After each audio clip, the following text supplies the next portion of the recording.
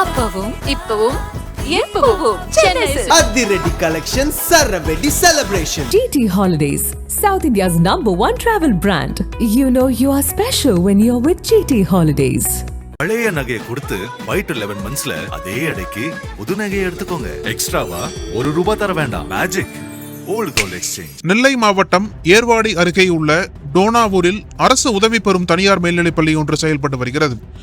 இந்த பள்ளியில் ஏர்வாடி சுற்றுவட்டார பகுதிகளைச் சேர்ந்த ஏராளமான மாணவ மாணவிகள் படித்து வருகின்றனர்.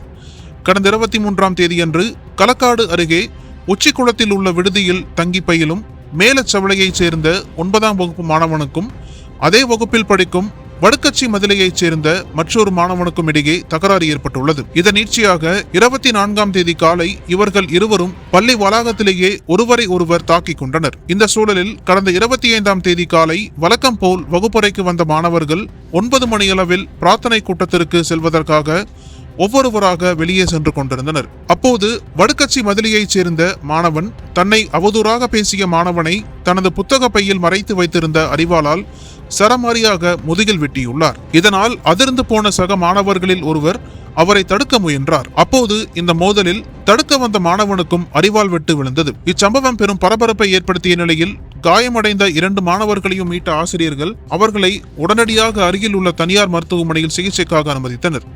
இதில் படுகாயமடைந்த மாணவனுக்கு 6 தையல்கள் போடப்பட்டுள்ளதாக தெரிவிக்கப்பட்டுள்ளது. பின்னர் இந்த சம்பவம் குறித்து தகவல் அறிந்து வந்த ஏர்வாடி போலீசார் சக மாணவன் மீது வழக்கு பதிவு செய்து சிறுவர் கூர்நோக்கு இல்லத்தில் அடைத்தனர். அதோடு அங்கு அசம்பாவிதங்களை தவிர்க்க பள்ளி வளாகத்தில் போலீஸ் பாதுகாப்பு பலப்படுத்தப்பட்டுள்ளது. சமீபத்தில் பாளையங்கோட்டை தனியார் பள்ளியில் படித்த 8ஆம் வகுப்பு மாணவனை சக மாணவன் வகுப்பறையிலேயே வைத்து அரிவாளால் வெட்டிய சம்பவம் அதிர்ச்சியை ஏற்படுத்தியது.